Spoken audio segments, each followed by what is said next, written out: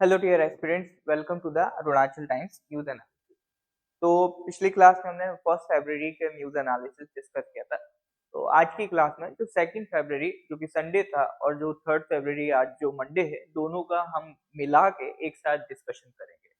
Sunday का आपका of रहेगा तो जो संडे वाला एनालिसिस हुआ करेगा वो मंडे के साथ आपका मर्ज होके होता रहेगा। ठीक है। तो आज जो भी अरुणाचल से रिलेटेड इंपॉर्टेंट न्यूज है या उस न्यूज में कुछ ऐसा है जिससे कोई स्टैटिक सवाल आपके एग्जाम में बन सकता है, वो सारे मैंने इसमें आपका कवर किए हैं। ठीक है, चलिए फिर स्टार्ट करते हैं। बट बिफोर वी स्टार्ट, एक बार मैं बताना चाहूंगा हमारे एपीपीएससी मेंस कोर्स के बारे में, प्लस उसके रिगार्डिंग अभ्यास कोर्स हमने लॉन्च किया। तो ये जो अभ्यास कोर्स है ये अरुणाचल प्रदेश की हिस्ट्री का अभी तक का आप मान सकते हो फर्स्ट कोर्स है, जो इस तरह से डिजाइंड है कि एपीपीएससी के जो स्टूडेंट्स हैं जो अपना प्रिपरेशन कर रहे हैं, प्रिपरेशन के दौरान जो आंसर राइटिंग में प्रॉब्लम फेस कर रहे हैं, उनका सबसे मान सकते हो अभी ब्रह्मास्त्र सॉल्यूशन। क्योंकि यहाँ पर हम आपको डेली आंसर राइटिंग प्रैक्टिस करा रहे हैं, साथ ही साथ यहाँ पर आपको जो भी क्वेश्चंस मिलेंगे उनका मॉडल आंसर्स भी दिया जाएगा, और सबसे बड़ी बात इसमें आपका इवेल्युएशन किया जाएगा। और जो भी हमारी टीम इन्वॉल्व है सब आपका किसी न किसी स्टेट के, आसाम का, बंगाल का, यूपीएससी का मेंस क्वालिफाइड है। तो वेल क्वालिफाइड टीम के साथ हम आपके लिए अभ्यास कोर्स लॉन्च कर रहे हैं, और ये अरुणाचल प्रदेश का सबसे अफोर्डेबल कोर्स भी है। आपका ऑफलाइन का भी इसका प्राइस चल रहा है 5000 और ऑनलाइन में कंप्लीट आपका 3000। इसमें सिर्फ आपको डेली आंसर राइटिंग प्रैक्टिस नहीं, उसका लाइव डिस्कशन भी मिलेगा, साथ ही साथ आपको वीकली मॉक टेस्ट भी करवाए जा रहे हैं, ताकि अभी जो मेंस एग्जाम आने वाला है उसमें आप बेहतरीन से बेहतरीन परफॉर्म कर सकें। ठीक है, चलिए फिर स्टार्ट करते हैं सर। आज की पहली न्यूज है सर आपका आईएमसीएलएस। आईएमसीएलएस से रिलेटेड बात कर लेते हैं। Reiterates appeal to halt process of notifying DWLS as tiger reserve. Oh sir, बहुत ज्यादा फुल फॉर्म चल रहा है, क्या है सर आईएमसीएलएस मतलब क्या? In Idu Mishmi cultural and literary society, ये क्या हो गया आपका आईएमसीएलएस। तो वो उन्होंने एक अपील डाली है कि आपका जो दिबांग वाइल्ड लाइफ सेंचुरी है, ठीक है, अब कमेंट में आपको बताना है कि जो दिबांग वाइल्ड लाइफ सेंचुरी है वो किस डिस्ट्रिक्ट में है।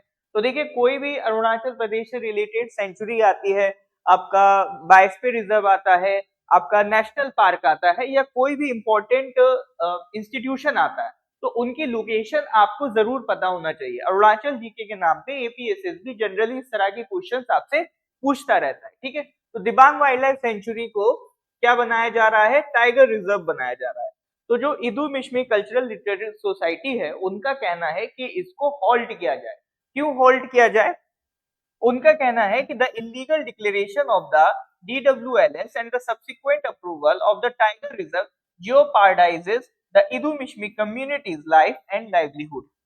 It disregards India's international legal commitments under the Convention on Biological Diversity and Kunming-Montreal Global Biodiversity Framework. अब होगा क्या अगर इसको टाइगर रिजर्व बना देंगे, तो इस एरिया को लेकर जो सारा मैनेजमेंट है वो कौन हैंडल करेगा? आपका एनटीसी है, नेशनल टाइगर कंजर्वेशन अथॉरिटी। तो यहाँ के जो इंडिजीनियस ट्राइब्स हैं उनके पास वो अपने लैंड का अधिकार उतना नहीं रह पाएगा जितना वो अभी होल्ड करते हैं। तो इसी के रिगार्डिंग उनका कहना है कि ये जो उसको टाइगर रिजर्व बनाया जा रहा है, इस प्रोसेस को होल्ड कर दिया जाए। इवन उन्होंने कहा भी है कि आपका पहले भी ये सबमिट किया गया था। ये IMCLS urged the minister to direct the PCCF to adopt in toto into the recommendations of the fact-finding committee report submitted by the Dibang Valley Deputy Commissioner। ठीक है, जिसने रिकमेंड किया था redemarcating the Dibang wildlife sanctuary to 1500 square kilometres instead of the existing 4149 square kilometre. तो अभी जो existing demarcation है उसको चेंज किया जाए, ऐसा पहले भी जो डेप्यूटी कमिश्नर है आपका दिबांग वैली के, उन्होंने भी अपनी रिपोर्ट में सबमिट किया है। तो ये वहां की डिमांड है। ठीक है, अब यहाँ पर आपका दो कन्वेंशन है, एक तो कन्वेंशन ऑन बायोलॉजिकल डाइवर्सिटी और एक आपका Kunming Montreal global biodiversity framework. ठीक है, तो ये आपका एनवायरनमेंट के एक टॉपिक का आप कह सकते हो पार्ट है, ठीक है। तो इन्वायरमेंट में आपसे ये क्वेश्चन पूछे जा सकते हैं। तो एक बार देख लेते हैं सर ये क्या है, ठीक है। चलिए, तो इनके बारे में थोड़ा सा पढ़ेंगे। तो कन्वेंशन ऑन बायोलॉजिकल डाइवर्सिटी क्या है सर आपका? तो ये convention it was open for signing,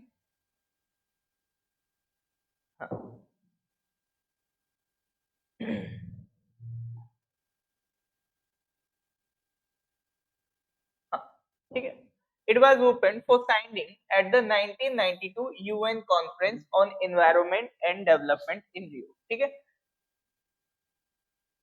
इसके ऑब्जेक्टिव्स क्या हैं? Conservation of biodiversity, sustainable use of biodiversity, fair and equitable sharing of benefit from genetic resources, ठीक है।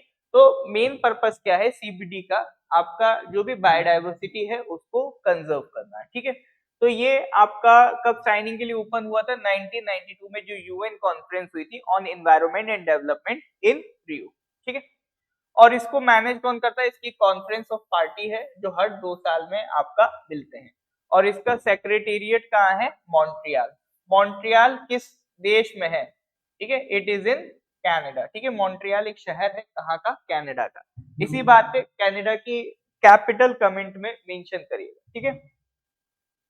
इसके अंदर और भी कुछ प्रोटोकॉल्स आते हैं। दो बहुत फेमस प्रोटोकॉल हैं, कार्टागेना प्रोटोकॉल और नागोया प्रोटोकॉल, जो 2000 और 2010 में साइन हुए थे, ठीक है। तो ये चीज ध्यान रखिएगा, कार्टागेना प्रोटोकॉल और नागोया प्रोटोकॉल ये किसमें कवर्ड है? ये आपका कन्वेंशन ऑन बायोलॉजिकल डाइवर्सिटी में कवर्ड है। अब देखिए, एग्जाम में आपसे ये सारे पॉइंट्स कभी कभी पूछ लिए जाते हैं। जनरली कोई भी कन्वेंशन पूछेगा ना तो उसका पर्पस पूछ लेता है एग्जाम में, या उसका लोकेशन कहाँ पर है, जिसके इसका सेक्रेटेरिएट कहाँ पर है, मॉन्ट्रियल में। तो इस तरह के क्वेश्चन आपसे बन जाते हैं। तो हमारा जो एपीपीसी का एनवायरनमेंट क्लास होता है उसमें हम ये सारे पॉइंट्स आपका कवर कराते हैं। अब इसमें एक और फ्रेमवर्क था, Kunming Montreal global biodiversity framework, ठीक है। इसका पर्पस क्या है? इसका भी पर्पस है कि बायोडाइवर्सिटी रिस्टोर करना है बाय 2030, ठीक है। बायोडाइवर्सिटी में सिर्फ एक सिंगल स्पीशी पे फोकस नहीं होता है, उस एरिया की मल्टीपल स्पीशी में फोकस होता है। अब जैसे दिबांग वाइल्ड लाइफ सेंचुरी अगर टाइगर रिजर्व में कन्वर्ट हो जाएगा तो वहां पर फोकस किस पे आ जाएगा? टाइगर्स पे आ जाएगा, ठीक है। तो इनका क्या कहना है? बायोडाइवर्सिटी प्रोटेक्ट करो। तो ये कब अडॉप्ट हुआ था? 2022 में अडॉप्ट हुआ था। ये मतलब रिसेंट है, तो करंट अफेयर्स के पॉइंट ऑफ व्यू से और इम्पोर्टेंट हो जाता है। तो जो कॉप 15, इसकी जो 15 मीटिंग हुई थी कन्वेंशन ऑन बायोलॉजिकल डाइवर्सिटी की, उसी की मीटिंग में इसको अडॉप्ट किया गया था, Kunming Montreal global biodiversity framework, ठीक है। तो भले ही आप अरुणाचल टाइम्स पढ़ रहे हो, लेकिन इसमें जो भी important exam related national level का भी कुछ स्टेटिक आपको अगर नॉलेज मिल रहा है तो उसको जरूर ग्रहण करते चले, ठीक है। चलिए सर, तो इसके आगे बढ़ते हैं, नेक्स्ट न्यूज पे आते हैं। नेक्स्ट न्यूज सर आपका बजट से रिलेटेड है। देखो, अभी 1 फरवरी आते ही बजट आ जाता है, और बजट आ जाते ही आपका जो पूरा हफ्ता है मान के चलो बजट से ही रिलेटेड न्यूज आपको मिलती रहती है। तो अब यहाँ पर सर अपना जो नॉर्थ ईस्ट की रिगार्डिंग मिनिस्ट्री है वो कौन सी है? Donor ministry. ये क्या है मतलब? Ministry of development of north east region. तो उसको कितना फंड अलोकेट हुआ है? 5915 करोड़ फंड अलोकेट हुआ है ministry of development of north east region. तो अगर आप मेंस वगैरह की तैयारी कर रहे हैं तो ये पॉइंट इंपॉर्टेंट है। नॉर्थ ईस्ट डेवलपमेंट से रिलेटेड अगर पॉइंट्स ऐड करने हो तो आप मेंशन कर सकते हैं। और सबसे बड़ी बात, it is 47% rise. Last year के कंपैरिजन में कितना राइज हुआ है? 47% राइज है, फ्रॉम 4006 करोड़ इन 2024, ठीक है। और साथ ही साथ 120 नए डेस्टिनेशन एयरपोर्ट बन रहे हैं, जो उड़ान स्कीम है उसको एक्सपेंड किया जा रहा है। तो पर्पस ये है कि नेक्स्ट 10 इयर्स में 4 करोड़ पैसेंजर्स लेके जाने हैं, ठीक है। स्मॉल छोटे एयरपोर्ट, हेलीपैड्स इन हिली रिमोट एरियाज में बनाने हैं, ठीक है। जहां पे एयरपोर्ट बनवाएगा एयरपोर्ट, नहीं तो अपना हेलीपैड। तो उसके अलावा 0.5% जीएसडीपी एडिशनली दी गई है, मतलब बोरो कर सकते हैं फॉर पावर सेक्टर। ये हम लोगों ने भी बजट जब हाईलाइट पढ़े थे तो उसमें भी इसको डिस्कस किया था, ठीक है। 3 डोरमेंट यूरिया प्लांट्स में रीओपन किया जाएगा। आसाम के नामरूप में नया प्लांट लगाया जाएगा। ठीक है, अगर टूरिज्म और एग्रीकल्चर की बात करें तो पीएम धन धान्य ऋषि योजना, इसको लॉन्च किया जा रहा है। ये इंपॉर्टेंट स्कीम है धन धान्य ऋषि योजना। इसमें 100 एग्री डिस्ट्रिक्ट्स कवर होंगे। ठीक है, तो ये एग्जाम पॉइंट ऑफ व्यू से इंपॉर्टेंट न्यूज है। एमएसएमईज के लिए भी आपका क्रेडिट लॉन्च किए जा रहे हैं, क्रेडिट कार्ड अलग से इनके लिए बनाए जाएंगे। तो ये जो मेन आपका बजट के हाईलाइट थे, जो भी इस न्यूज थे, वो उसमें हमने यहाँ पर आके उतार दिए। ठीक है, चलिए तो इसके आगे बढ़ते हैं सर नेक्स्ट न्यूज की तरफ। Next news is governor launches tourism departments calendar. ये क्या है sir? Governor launches tourism departments calendar. देखो सर ऐसा है, अब सबसे पहली बात तो आपको पता होना चाहिए अपने गवर्नर कौन है।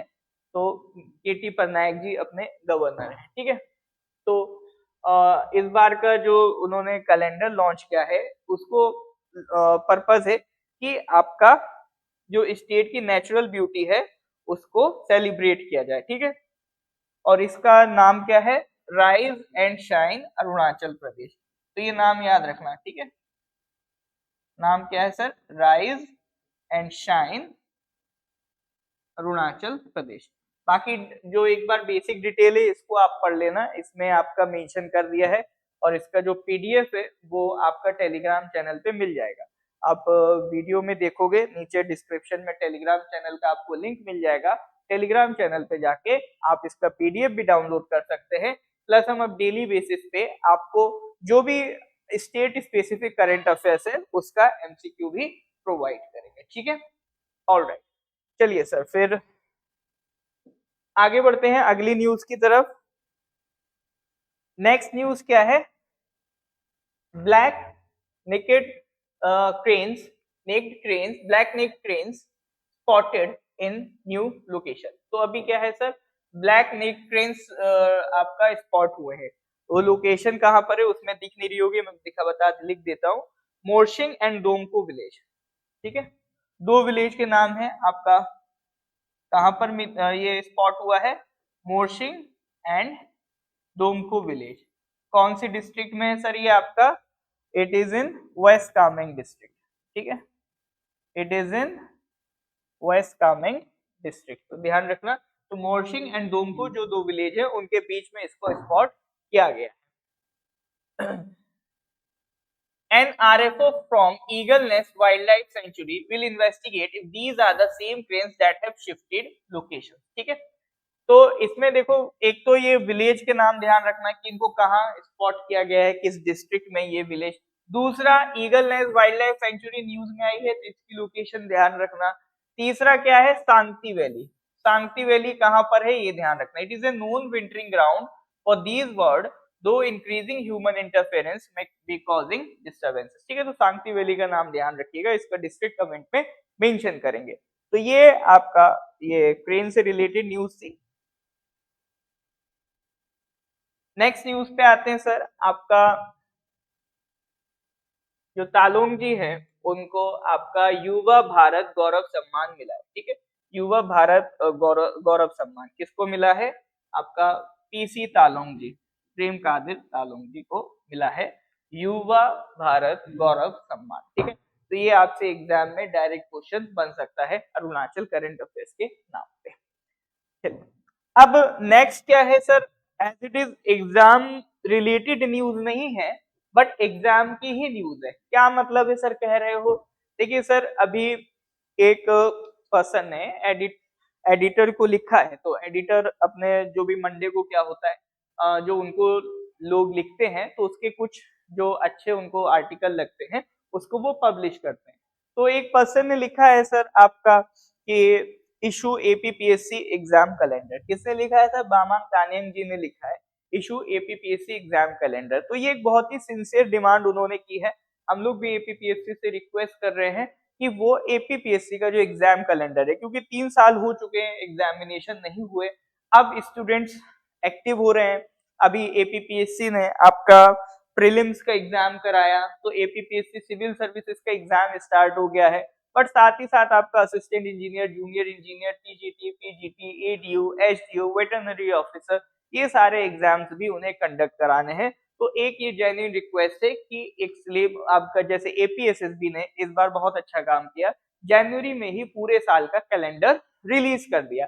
In the same manner APPSC भी अगर पूरे साल का कैलेंडर रिलीज कर दे तो स्टूडेंट्स के लिए बहुत आसानी हो जाती है प्लान करना, स्ट्रेटेजाइज करना कि हाँ इस टाइम पे एग्जाम है तो इतने दिन हम पहले ये पढ़ेंगे और उसको अटेम्प्ट करेंगे। क्योंकि कोई भी एस्पिरेंट है वो एक सिंगल एग्जाम नहीं देता है, वो मल्टीपल एग्जाम्स देता है, क्योंकि सीट्स कम होती हैं, एस्पिरेंट ज्यादा होते हैं, तो कंपटीशन ज्यादा है।